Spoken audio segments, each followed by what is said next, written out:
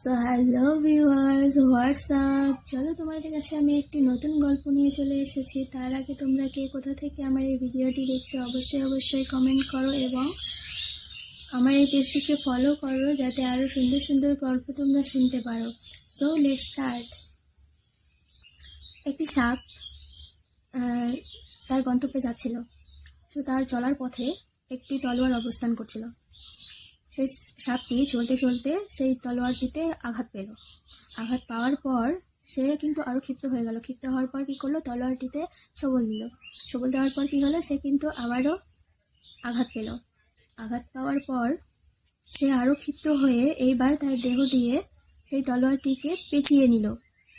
এর ফল কি হলো, তলোয়ারটির ধারালো অংশের দ্বারা তার দেহটা কিন্তু খণ্ড বিখণ্ড হয়ে গেল। সো আমরা এর থেকে শিক্ষা নিতে পারি যে অতিরিক্ত রাগ বা ক্ষোভ কোনো কিছু ভালো নয়।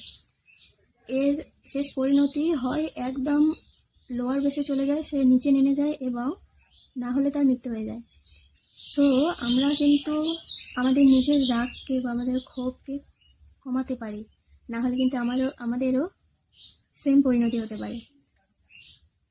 তুমি কিন্তু রাগের মাথায় বা ক্ষোভের বসে তোমার সামনের মানুষটিকে কিন্তু তুমি একটা খারাপ কথা বলে দিলে, কিন্তু সামনের মানুষটার কিন্তু মনে একটা গভীর আঘাত পেল, সে তার কিন্তু একটি গভীর ক্ষত তৈরি হয়ে গেল।